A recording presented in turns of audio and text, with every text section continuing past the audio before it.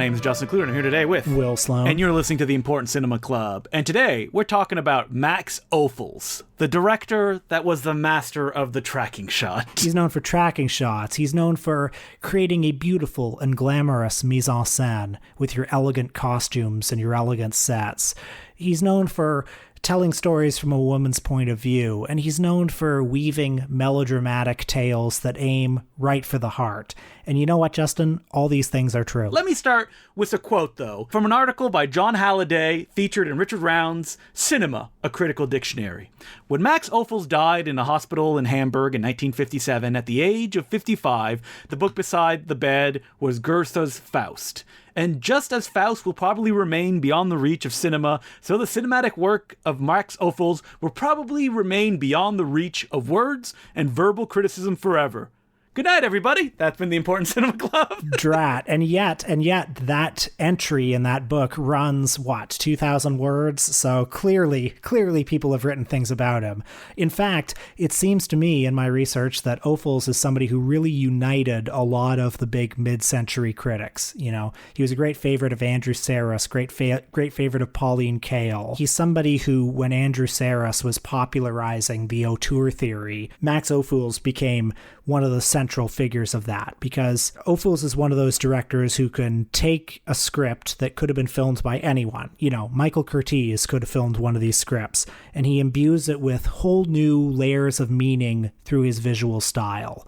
So I'm going to quote a bit from Andrew Sarris here in his book, The American Cinema. Sarris said that he gave camera movement their finest hours in the history of cinema. He said, "When Joan Fontaine mounts the staircase to her lover's apartment for the last time, Ophuls' camera slowly turns from its vantage point on a higher landing to record the definitive memory image of love. For a moment, we enter the privileged sanctuary of remembrance, and Letter from an Unknown Woman reverberates forever after with its intimation of mortality." In a very poetic way, that's the kind of thing that a master of mise-en-scène, a master of the camera, can evoke with not very many raw materials in the script. But it should be pointed out that his camera moves are not super showy, cut them out and put them in a montage reel most of the time.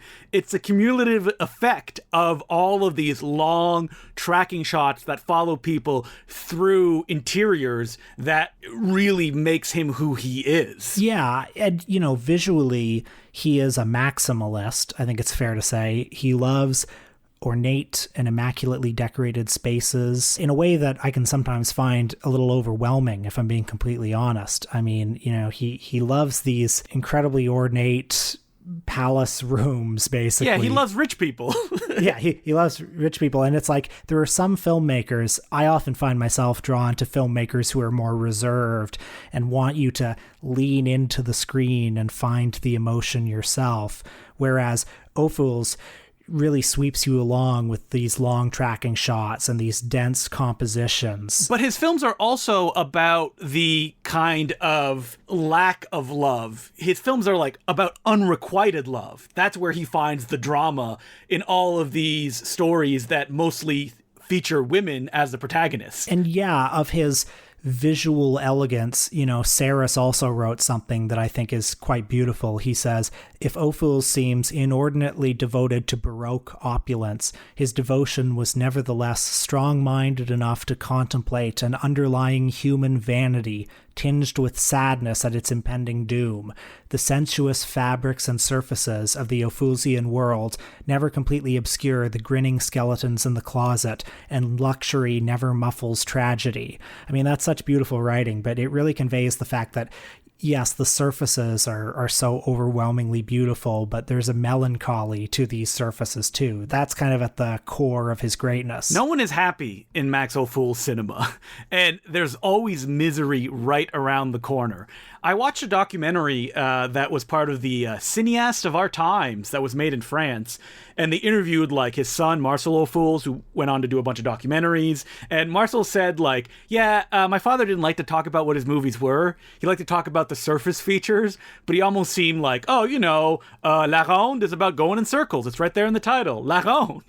he's almost uninterested in digging deep down in someone like a Doug Sirk would about his movies. My friend Doug Sirk. Douglas Sirk. Which is a way that you could read Ophuls' films as just like surface things, but they're not. There is a bunch of deep emotion there that when you consume it, even over the months-long period that me and Will did, gets exhausting because I'm like, I don't care about these rich people. Well, actually, I think this is an interesting thing to think about a little bit, because I do feel when certain critics of Ophuls regard him as the greatest filmmaker. I mean, when you read Andrew Sarris on him, he is convinced that Ophuls is like, he is cinema. You know, this is a man who embodies cinema and the art of cinema, the possibility of cinema more than anyone else. The movies do leave me a little colder than that. I mean, you know, some of them are absolutely wonderful, don't get me wrong. Well, I mean, Sarris was an André Bazin follower, right? And what did Bazin talk about as like the ultimate form of cinema was the long tracking shot, the like camera stylo that would imbue emotion through these like long unbroken sequences. That's what Bazin in some of the essays said he loved, and I understand why Sarris would extend it from there. Like, what can cinema do that the stage can't? Editing, the way that images kind of clash together in quick sequence, but also give you a point of view that is always in motion. And that's what Ophuls does in all of his motion pictures. And it makes sense that he would kind of like look for this way to experiment to illustrate the stories that he tells on screen, because he had worked on the stage for years before he finally came to the cinema. Yeah, actually, I was reading another review that Sarris wrote, something he wrote in the 2000s about the earrings of Madame de. And he, you know, for a couple of paragraphs, he was talking about how all of his contemporaries, you know, David Thompson, Dave Kerr, Pauline Kael, they all regarded this movie as one of the greatest ever. And then he said, strangely enough, I've been having a hard time convincing my film students in my class of the greatness of this movie. And he said, it may partly be a generation gap, partly the youthful suspicion of romanticism in some of its less cynical guises. But then he goes on to say, even among my contemporaries, I have been notorious over the years for my ecstatic to the point of orgasmic addiction to camera movement as an expression of the tyranny of time and the drama of human life. I mean, if I was Sarris's student and he said that in class, I'd be rolling my eyes. He said, this predilection on my part may be something I picked up from the unified visual field theories of the late André Bazin. There you go. Funnily enough, though, I mean, these movies, I mean, Bazin was really interested in cinema in the long take as capturing the real. You know, this is something that other visual art forms couldn't do, capture the real. But the Ophuls movies are also flagrantly artificial in a lot of ways. They welcome being called melodramatic and corny and contrived. But Ophuls also loves the idea of time passing. Somebody in that documentary I mentioned says, if Ophuls had the opportunity of someone leaving a room, going to another room, going down some stairs to pick up like a letter and then go back the entire way to deliver it to the character, he would take it. Yes, you could stage it much more efficiently by having the letter just be right there, but he loved the idea of movement through space, not only as a dramatic device, but also as a way of showing off this entire world, especially the like early 1900s, which he was deeply in love with, even though that the people that lived through that period were like, no, that was shit, man. It was awful during that time. Well, okay. I mean, in fairness to Ophuls, though, I mean, I think there is a push-pull. There's an attraction-repulsion. I mean, he loves rich people. He loves the glamorous opulence of it, but he's constantly showing their lives to be sad and failed and empty. His interest in the surface is imbued with a great understanding that the surface is just the surface. It is superficial. When you're that rich, there is a issue with expressing yourself in a honest way to the other rich people that surround you, which forces the emotions to be bottled up and then kind of rot before any decisions can be made. That is kind of the main subject of a lot of his films, whether it be The Earrings of Madame de or Letters from an Unknown Woman. It's like, just tell the person what you want. Ophüls has a really interesting career because he's a truly international filmmaker. He worked in Germany, France, the United States, and then returned again to France late in his career. And there is a remarkable, I think, uniformity of style in his mature work in all of those different cultural contexts. I mean, Letters from an Unknown Woman looks and feels like, you know, it's in the same spiritual family as The Earrings of Madame de. Once he reached his mature style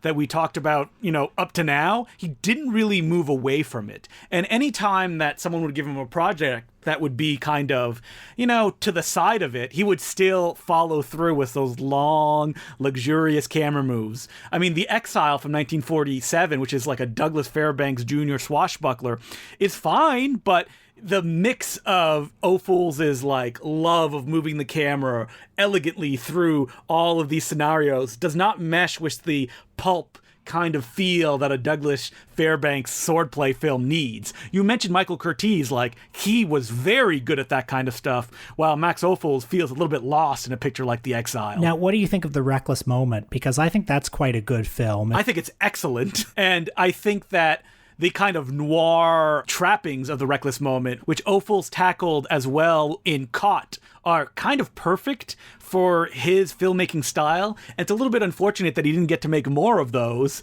because that was basically his Hollywood swan song. So The Reckless Moment is a story about a mother who's worried about her daughter dating just a bad kid. And when that bad kid ends up dead, the mother finds herself having to clean it all up, watched over by James Mason, who is seemingly the puppet master behind this blackmail scheme. How do you like the scene where, like, Joan Bennett kind of hides the murder, which is this really long and protracted scene, and has a lot of that spirit of, you know, what Ophuls does so well with his camera. I mean, it's excellent. The way that he kind of squeezes suspense from that sequence, the process of it, is something that Ophuls, from the movies I've seen, always loved. And within the context of The Reckless Moment, it works so well. And at the same time, you also have that woman who suddenly starts to fall for a dark and mysterious man, a love that can actually never properly exist. And with that happening, James Mason and Joan Bennett, the blackmailer and the blackmailee,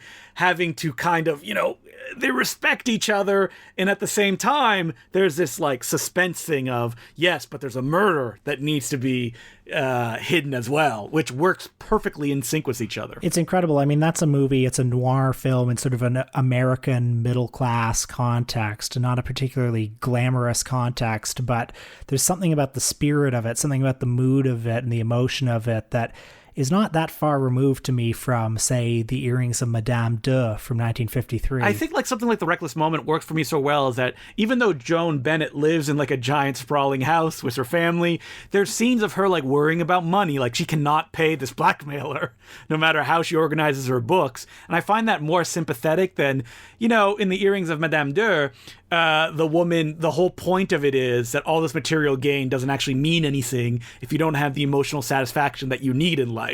And while it's all beautifully done, I wasn't weeping by the end of it by any stretch of the imagination. I guess I wasn't really weeping at the end of that one either, but and I'm not quite sure, like, I don't know, one can't necessarily quantify certain things. I mean, don't get me wrong, like The Earrings of Madame de is a wonderful film and so beautiful, but I don't know, you read what certain people have written about it as being just like the most perfect object in cinema, and like you want to feel that. It can be hard to. Listen, Will, if we all lived in giant houses where we didn't communicate with our spouses, had good pensions that were building up, maybe, you know, we watch a film like The Earrings of Madame de and it's like, yes, it gets me. Well, I'll tell the folks a little bit more about The Earrings of Madame de because it is, I think, Ophuls' most popular film.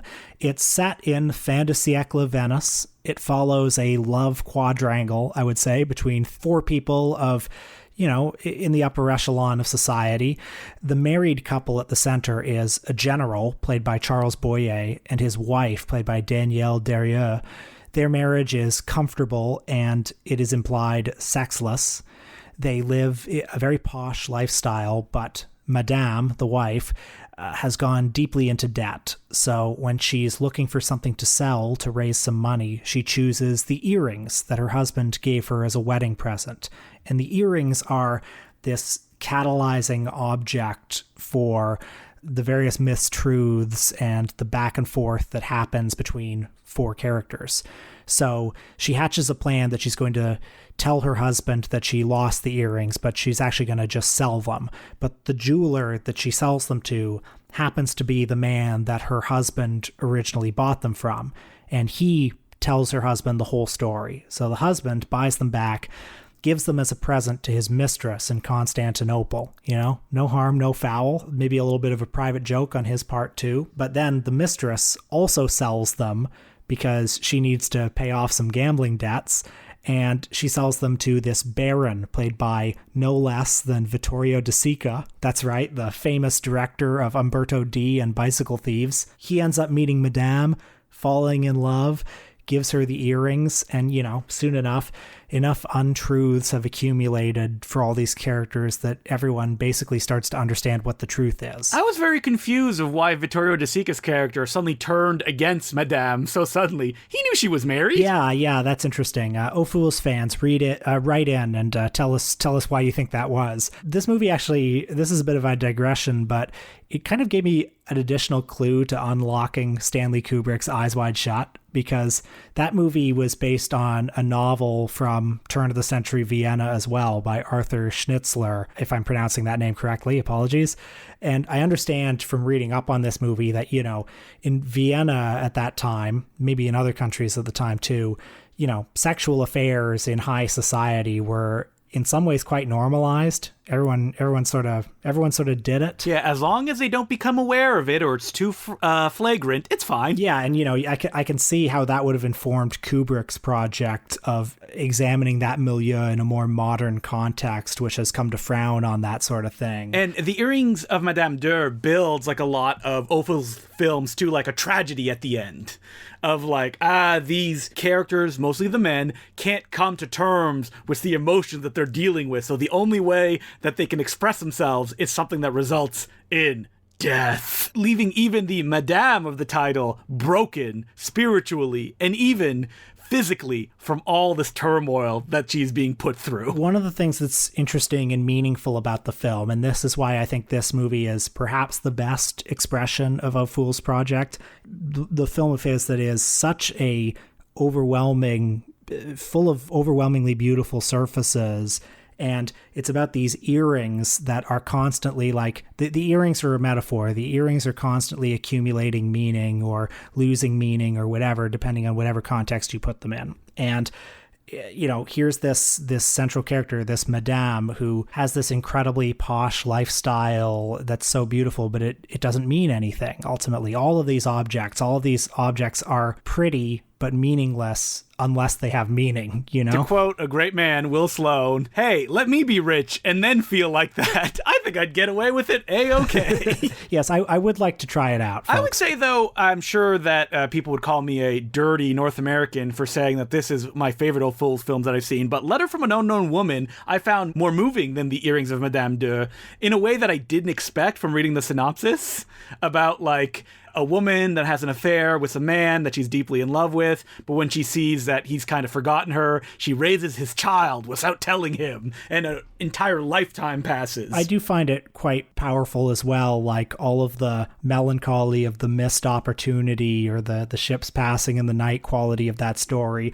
How much, can I ask, how much of you finding it more powerful has to do with the fact that it's enacted by American actors? I don't think that much, because The Earrings of Madame Deur is French. I speak French. Oh, okay. Fair enough. Did you watch Lola Montes, by the way? I did watch Lola Montes. And so Lola Montes left me a little bit cold, but when I read about the context of its creation, I was like, oh, no, maybe I like it a little bit more now. Yeah, I had a similar reaction, except that I'll also say that I found it very entertaining from beginning to end. There's so much to look at. What's interesting about Lola Montes is it kind of came out of the fact that people were telling Ophüls, hey, you gotta make something entertaining for the masses.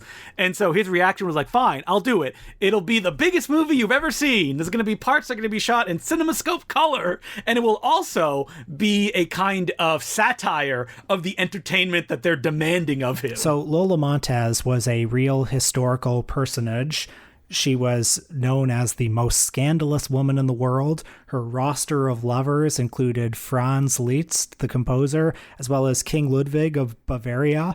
And when the film opens, she is, in her later years, essentially, she's a carnival freak. She's the center of this circus attraction run by this ringmaster played by Peter Ustinov. She's doing tricks, and he's like, oh, look at the most scandalous woman in the world. Line up and pay $1 to kiss the hands that were kissed by Franz Liszt, that kind of thing. The issue with the film is that, like, the bookends, even though that like circus story pops out throughout to like lead us into the episodic life of Lola Montez, which was the original intention, but it was released all in black and white, all re-edited in Max Ophuls' lifetime, but now we can watch it the way it was originally intended, is that is so like garish and in your face. And then you go to the like real flashbacks, and they're also garish and in your face, because that's Ophuls' style. So I like this movie overall. I mean, it's a very entertaining piece of storytelling. Visually, it is unbelievable.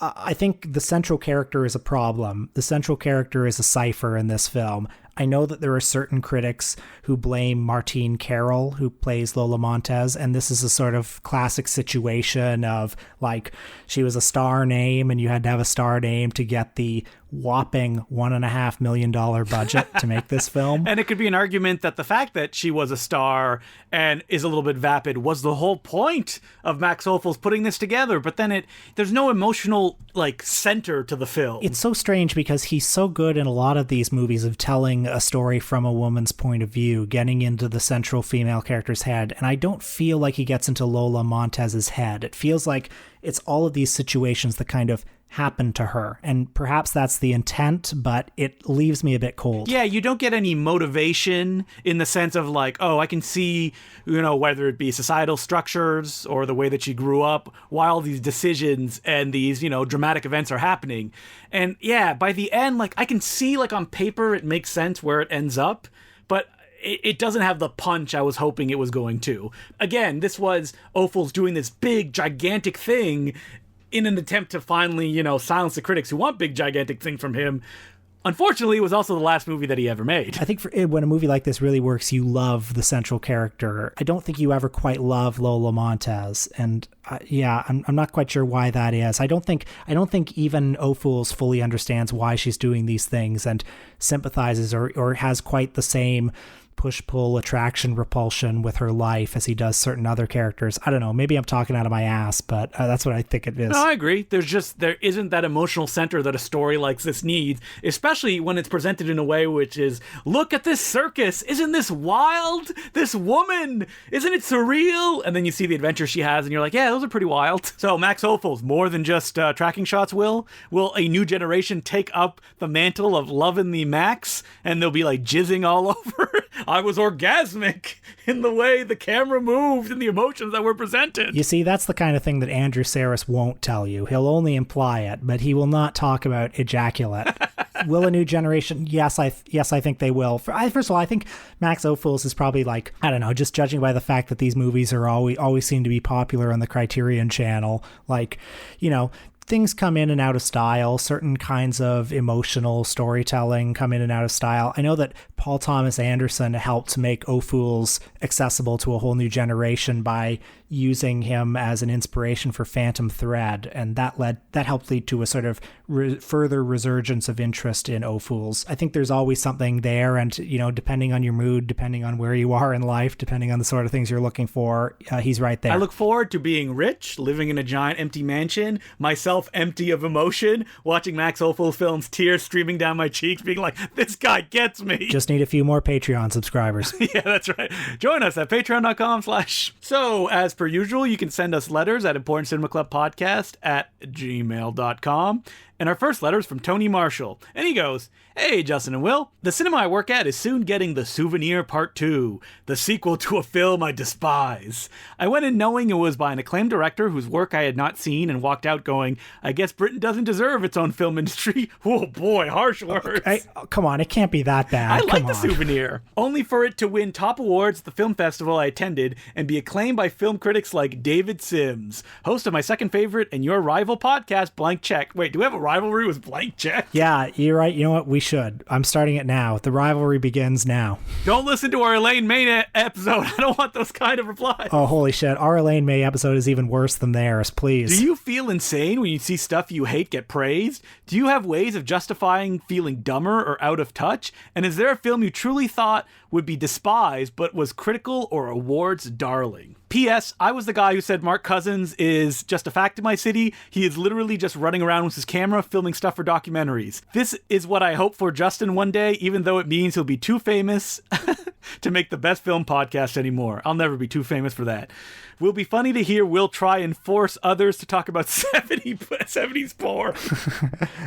So to the question, honestly, I don't really sweat it if there's an awards contender or an acclaimed movie that doesn't register with me. I don't have time anymore to be like, how dare this film be popular? Hey, Will, you hear about the Eternals? Yeah, I don't care about the Eternals. I mean, I think there was maybe a time when I would have cared more. I think there have been a lot of movies over the years that have been acclaimed in some circles that the two of us haven't really liked for whatever reason. And that's just all part of being an individual with your own taste and your own life experiences. I think I would be more bothered if it was like, oh no, I can't believe this film critic who I usually agree with, he loves this movie. What am I missing? I don't know, that very rarely happens. And when it does, I'm like, I guess maybe they saw something in it that I didn't. That's all. I mean, sometimes I'm interested in that. Sometimes I'm interested if a critic I like something that I don't. I suppose sometimes I'm concerned if I see a movie that I think represents like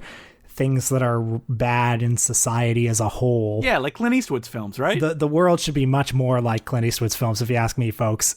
Just kidding. Like, what's an example? Well, I mean, you mentioned the Eternals, and I guess I am concerned about certain of the politics in certain of the Marvel movies. But I mean, also, now that I think of it, the problem is not Marvel ultimately. The problem is like the system that produces it. So well, I mean, the Eternals, the whole point of it is these neoliberal people realize that they've been working for the wrong person the entire time and that they're actually the bad guys. But the movie's really boring and I would not recommend it. So hey. Also, I'm sure the movie is just vague enough on all that stuff that it oh yeah, you could read it whichever way that you wanted. If you dislike something that other people like, don't sweat it. And vice versa too. Yeah, exactly. Because if they don't enjoy something you love, it's just their loss. You just feel a little bit bad for them. Don't get angry. You won't convince them either, because that's all they want. They just want to fight with somebody. Here's what you do. You start a podcast hoping against hope to persuade more people to get in line with your taste. Yeah, exactly. Or just introduce them to other stuff that they would have never wanted to check out. So thank you very much for that letter. And our next letter is from Noah Taylor, and he goes, "Hey, Justin and Will. Congrats on your Leonard Maltin interview.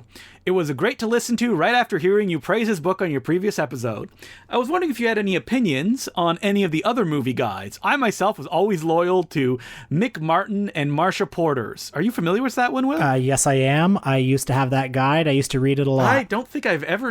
you know what? I'm going to look it up. I've probably seen it. It was basically it was like an exact clone. Oh, yeah, the one that's like DVD and video. It was a clone of the Maltin Guide, basically. It was the same kind of book, the same format, the same sorts of reviews. I mean, yes, I used to, when I was a really little kid, like when I was like 8 years old, I had that book, I had the Maltin book, I had the Hallowell's movie guide, and of course the Video Hound. Who could forget the canine film critic, the Video Hound? And certain of those books, like to me, that was what film criticism was when I was a little kid. It's like, oh yeah, you've got this book that has a review that says whether it's good or whether it's bad. Yeah, the person writing this book wouldn't be allowed to write it if their opinion was wrong. I always liked the Leonard Maltin guide the most, I think, because first of all, Leonard Maltin's face was on the cover. How could you not trust that smile? Yeah, and there was that accountability. It was like ultimately, you don't know who the Video Hound is. You don't know the sweatshops full of poorly paid film reviewers that are grinding out,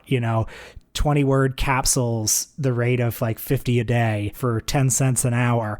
But, you know, with the Malton Guide, and of course he's probably only written like half the reviews in the Malton Guide, but, you know, ultimately the buck stopped there. And ultimately I think a certain taste, a certain coherent taste emerged in that book. And I have to say that The Video Hound, as I said before, Cult Flicks and Trash Picks, I read that book cover to cover, even though that it is weird that there was not a critical person that I could ascribe all of these tastes to, as opposed to Thomas Weisner in his Asian cult cinema book, where he was completely wrong on almost everything. Some of the reviews he just made up because he didn't see the movie. Yeah, that's right. Video Hound had all of those like spin-off guides, Cult Flicks and Trash Picks. There was one called Video Hound Dragon that was about Asian movies. Oh, I have that one. There was one about like black and white movies, I think. There was one about direct-to-video movies, Video Hound's video premieres. And some of those books were kind of interesting. Like, you could learn something from those books. Those books are less interesting than some to me now because they don't have that personality, and they all seem an attempt to, like, codify the genre and to limit the genre in a way. Do you know what I mean? It's like, these are the cult movies. It's Brazil. It's Rocky Horror Picture Show. Oh, they didn't like Brazil in Cult Flicks and Trash Picks. Too depressing. So the letter continues. When I worked at Bay Street Video, there was always a Video Hound's massive golden movie retriever on hand for customers, which they still make.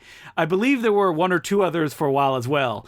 And I just have to say here that I have seen that Video Hound movie retriever, and they also have the newest edition of Leonard Maltin's, the last one that was published in 2015, at Bay Street off on the side when you walk in. And I once asked Mark Hansen, the product manager and co-host of the Bay Street Video podcast, do people still read this? And he said, every day. Obviously, there are elderly people who clearly do not know how to use the internet. Why else would they be renting movies in a store? So, yeah, there's still an audience out there. They have not quite disappeared yet. By the way, another reason why I like Malton more than the Video Hound is because his book was a more sensible size. Yes, that Video Hound book is impossible to read. Also, the Video Hound book has like 25 indexes where it's like by cinematographer, by writer, by genre, by subgenre. And maybe that was kind of cool before the internet, but sorry, I don't need that anymore. And it's just a huge fucking thing that's like the size of Don Quixote that you have to pull off the shelf and like hurt yourself doing it. But Will, how many bones will you know what movies have? I guess I won't know. So thank you very much for the letter, Noah. And remember, people, if you live in Toronto, visit the Bay Street Video Store. They still have the Video Hound. Maybe they're one of the 5 people who still buy it. What are we doing on our Patreon this week, Will? Well, we're talking about a cinematic maximalist on par with Max Ophuls. That's right. We're talking about John Liu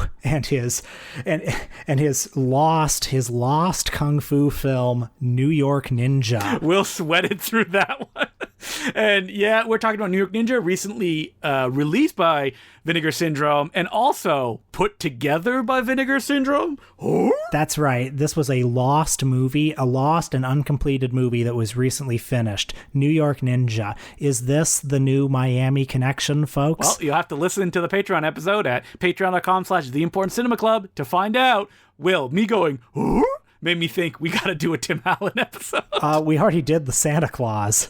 No, Jungle to Jungle, Big Trouble. There's so much there. Oh my God, I'm feeling Joe Somebody. I'm feeling indigestion hearing that. I feel a marathon coming on. The thought of watching all those movies is like pushing a brick through my bowels. You know what? If I'm feeling that way, that means it's probably a good idea and we should do it. Oh, you will kill me. The will come on to start recording. It should be a gunshot. Here's the thing. We did an Ernest marathon for this podcast, and in those movies, at least you've got Jim Varney. At least you've got like a fun, cool guy like that. But Tim Allen, I mean, oh my God. But we grew to hate Ernest by the end of that Ernest marathon. That's true. So, maybe we'll grow to love Tim Allen. I would rather watch the first half of an Ernest marathon than any Tim Allen movie, but like the second half of the Ernest marathon, maybe I would be ready for the gentler shenanigans of Tim Allen. Tim Allen's filmography would be broken up by David Mamet's Red Belt. Yeah, I mean, even that's not all that great. Oh man, he starred in a film called Three Geezers in 2013. Wait, what happened to him? Wasn't he like a pretty big star for a while? He's still a big star because he has his show Last Man Standing, where he's the only one keeping up male values. Yes. Well, we should marathon that entire show. 194 episodes. All of them the same. Every single one. So, next week, Will, what are we doing? Next week, we are talking about the greatest auteur of them all, No, just kidding, folks. We're talking about Alan Smithee. What? Alan Smithee? He has quite a varied film career, doesn't he? Justin, who is Alan Smithee? The people know, but tell them anyway. Who is he? Alan Smithee is not a person. He was an official pseudonym used by film directors who wanted to disown a project, coined in 1968, and it was formally discontinued in 2000 because if you use an Alan Smithee pseudonym, you will not get paid a cent of residuals. Well, the Directors Guild implemented the pseudonym for movies where the directors were able to prove that the movie had been taken away from them and mutilated to the point where it didn't reflect their vision anymore. You couldn't just use it for like a bad movie. It had to be a movie that was not your vision. Now, it wasn't used all that often, really, because like there were a lot of career-related reasons why directors would not want to resort to that. However, it was used for a lot of movies still. I'm very surprised that I'm reading here the Wikipedia entry, and it says that on a film, a second assistant director took the Alan Smithee credit. Do you know what that movie could be? Maybe perhaps a movie that had a big accident? Yes, I do know. It was Twilight Zone, the movie. And that guy never worked again. No way. Maybe he worked again once, but he didn't work. His career was destroyed. John Landis, though, kept working. All right, yeah. Alan Smithee, we're going to talk about at least two movies. We're going to be talking about the Dennis Hopper film Catch Fire, starring Jodie Foster, as well as the movie that essentially signaled the end of the Smithee era, a movie that brought the Smithee name to the forefront and made the name so well known that the Directors Guild essentially had to discontinue the name, and that is an Alan Smithee film, Burn Hollywood Burn, a film about the Smithee phenomenon for which the original director, Arthur Hiller, resorted to using the Smithee name. I mean, how can this movie be bad, though? It's written by Joe Esterhaus. It stars Ryan O'Neal, Coolio, Chuck D, Eric Idle, Sylvester Stallone, Whoopi Goldberg, and Jackie Chan. Well, you had me at Ryan O'Neal. Justin, I just want to let you in on a secret. I've seen an Alan Smithee film. Oh, I know you've seen an Alan Smithee film. Yeah, I've seen Burn Hollywood Burn, and I mean, I saw it probably in like 2008, and it was horrible. By the way, you missed one of the biggest names in the cast. Have you ever heard of an actor by the name of Harvey Weinstein? Oh, boy. So anyway, folks, that's coming up next week. We might watch another movie too. Who knows? Until then, the balcony is closed. I got to stop saying that every episode. My name's been Justin DeClue. I'm Will Sloan. Thanks for listening.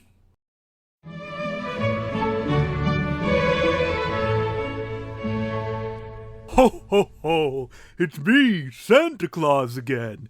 None of that Grinch business. It's the holiday season, so it's all about smiles and presents. And thanking our patron subscribers. Ho, ho, ho, ho. Who include Patrick Carroll, Adelie Skylar Larkin, Danny Boy, Frida Granados, Peter McGaughan, Michael Carrington, Domenico Lablugio, Julian Kopkus, and no, what are you doing? Hey, it's me, the Grinch! Again, I think this is my voice. It may have changed from the last episode. No more Santa Claus. It's all Grinch time, 24/7. All right, let's thank some more Patreon subscribers who include Simon Barrett, Adam Trainer, what a guy, Felix Dembinski, yeah, Chrono Clone, Y2K Podcast, Elliot Sharon, and Demian. No more Santa Claus. It's all about the Grinch now. And this means war. Go on Apple Podcasts and God, his pink hands around my neck. Give the Import Cinema Club a review. Would be very much appreciated. Yes, it'd be very much appreciated. And we now return you to your regular scheduled programming. So the other day I was watching Enemy of the State on TV with my dad, and I'd never seen it before, by the way, the Tony Scott film starring Will Smith, Enemy of the State. Everyone remembers that.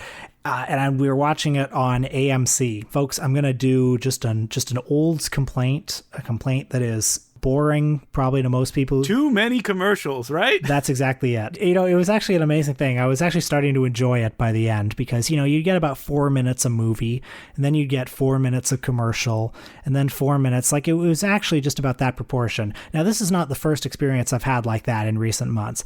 About 2 months ago, my dad and I also together watched on AMC Gran Torino with Clint Eastwood. That is also a 2-hour movie that was stretched into like a 3.5-hour time slot on AMC. Absolutely brutal. Theoretically, if I wanted to, I'm watching these movies on the same TV where I have all my apps, you know? I could actually, for $4 more, order Enemy of the State, watch it completely commercial free without even leaving the couch, folks. Because back in the day, if you wanted to do that, you would have to go all the way to a video store. That was the competition. And yet, I never did that. We just kept watching these movies. Now, why is that, Justin? Why is it? There's a novel factor, I think, for you. Because this is not how you usually experience movies. And you did not hit the point between, oh, this is novel, to this is annoying, and then beyond, which is, I guess this is just the way it is, which is, I feel like most of our parents are like that. They're like, this is how it always was? Why would I watch commercials? Every time I watch something with commercials, which I believe happens only maybe once or twice a year when I watch like the Oscars, I'm always like, oh my God, it's the same commercial again? What? Oh, yeah. Yeah. How could there just be like 5 commercials? I just cannot believe it. If it was me, I would have probably gotten up and been like, we can watch this some other way. I think that you were more just mesmerized by the entire experience. Also, I think there's a certain novelty to watching a movie on TV. Okay, it's not novel at all, but like there's a certain special quality to it. It's like I could listen to my favorite songs anytime I wanted to, but if you're in the car and it comes on the car radio, that's better than winning the lottery. Yeah, but imagine that favorite song then being interrupted by a guy who sold you cars or something like that. Yeah, that would be pretty horrible. I mean, the thing about movies as opposed to songs is like you at least do get like 4 or 5 minutes of Enemy of the State there to like you keep getting immersed and then you keep getting pulled out. But also, Enemy of the State is a movie that I probably would not have sought out. And like I'm watching it and I'm like, well, I'm only watching this because it's the only thing on TV, which makes it special. That focuses my attention. It's like, okay, well, it's this, or it's a rerun of Friends. Wait, it focuses your attention as you look down at your phone to see what's going on Twitter? Yeah, well, there's a lot of that going on too. If then I made the leap to go to some app to watch it, like to pay $5 to watch it on YouTube, well, then my mind would start to think, well, I could watch literally any movie. Like, if you could watch anything, why don't you just watch the best thing that you know is good? Because you don't wanna have to dedicate yourself emotionally and your attention to something that, like, this is good. I know I need to experience it the correct way. You're not feeling good enough for the correct way. That's why you want to watch Enemy of the State on television with commercials, because it is completely unchallenging. You had to make no decision other than changing the channel to AMC. Yeah, it's unchallenging, but I'm also watching something I wouldn't have watched otherwise. And so there's that kind of special quality to it. I've always been interested in getting something like Turner Classic Movies, because I do like the idea of someone like programming something for me that I otherwise wouldn't watch. But I can't really get it without buying a cable package, and that ain't happening. So yeah, I mean, look, I'm not going to change my lifestyle anytime soon. What's funny is that in France, Bertrand Tavernier talks about in one of his journals that they wanted to impose commercials on movies that were going to be played, and he was furious. I think there was like protests against it. That just goes to show North America, they're just sheeple. They're like, yeah, whatever, give it to us however you want to present to us. We won't fight for it. Yeah, France, that's a country that respects art and respects artists. And the politics are completely correct. Let me take a big sip of water while I read about what's going on down there. Oh no! As opposed to over here where the politics are much better. Yeah, as opposed to, I mean, here's the thing. I could criticize any politics because they're all bad. Like, that are happening in the world right now. That's right, folks. We're equal opportunity offenders on this podcast. We're like Matt and Trey. You've been listening to Michael and us. Oh, yeah, we're libertarians, you mean?